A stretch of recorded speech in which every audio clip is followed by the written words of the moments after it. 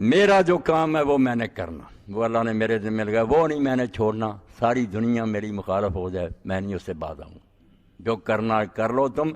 یوحا الیہ، اس اللہ کی طرف سے میری طرف وہی آ رہی ہے، انما الہکم الہ واحد، کہ تمہارا معبود ایک ہی معبود ہے۔ قرآن مجید میں اللہ تعالیٰ نے انبیاء علیہ السلام کا یہاں تذکرہ کیا، سورہ شعراء دیکھیں، اسراء اور مقام ہے، سورہ اعراف، پیغمبر یہی آ کر کہتا ہے ایک ہی نقطہ، یا قوم اعبدوا اللہ ما لکم من الہ غیر۔ باقی ساری اس کی تفصیلات، بیج ایک ہے جس سے پھر تناور درخت بنتا، شریعت بنتی ہے، دین بنتا اس سے ہے کہ اے میری قوم اللہ کی عبادت کرو، اس کے سوا تمہارا کوئی الہ نہیں۔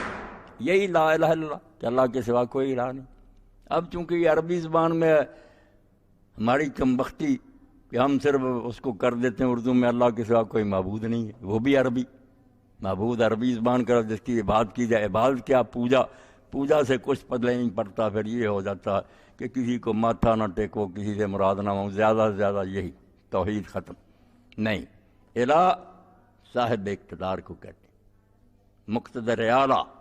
تو فرماتا اللہ کہ لوگوں کو کہہ دو کہ ایک ہی ہے جس کے ہاتھ میں زمین و آسمان کی باغڈور، کوئی حاکم نہیں ہے یہاں کسی معنی میں، نہ تکوینی معنی میں کہ اس کا کون چلتا وہ کہے ہو جا، یہ اختیار بھی صرف اللہ کے پاس ہے۔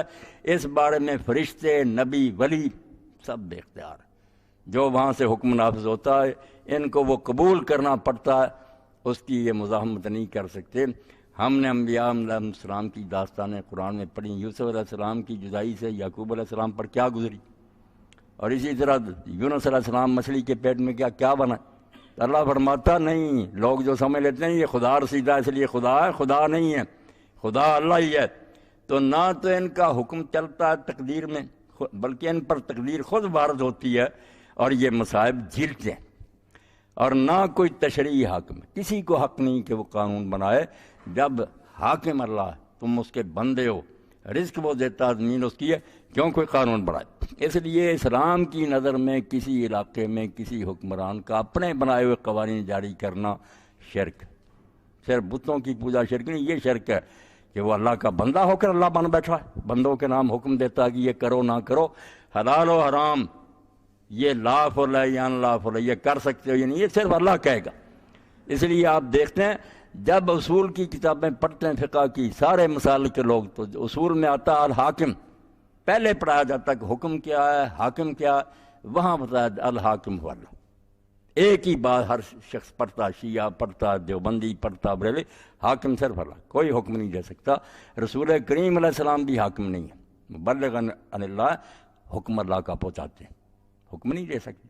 اسی لیے اللہ کے رسول علیہ السلام نے ذرا وہ شاید اپنے اوپر حرام کیا، اللہ نے ٹوک دیا کہ یا ایھا النبی لما تحرم ما احل اللہ لک، جو اللہ نے حلال کیا کیوں حرام کرتا، اس کو کفارہ دے قسم توڑ۔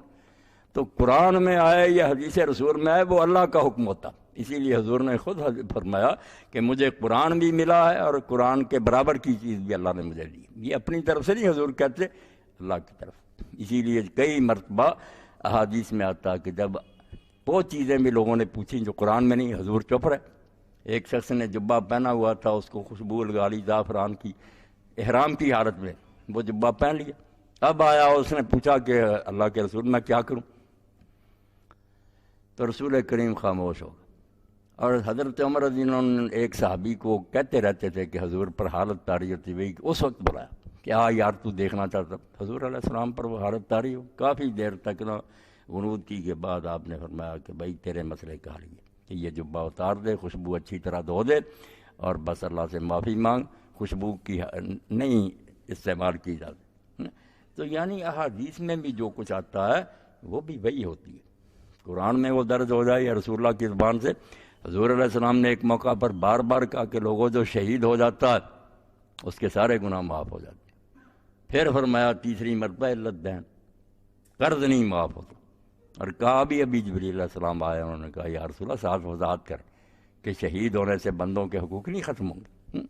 تو اس لیے اسلام میں حاکم اللہ، یہ ہے توحید کہ کوئی حکومت نہیں کرتا، نہ حضرت عمر کرتے ہیں، نہ ابو بکر کرتے ہیں، دوسروں کی تو کیا مجال، کوئی نہیں، حکم نافذ کرتے ہیں۔ اسی لیے حضرت ابو بکر صدیق رضی اللہ عنہ کہتے ہیں انما انا متبع لست بمبتدی، میں حکم نکال نہیں سکتا نیا، جو ملے ہوئے حکم ہے ان کی پیروی کا. یہ فرق ہے اسلام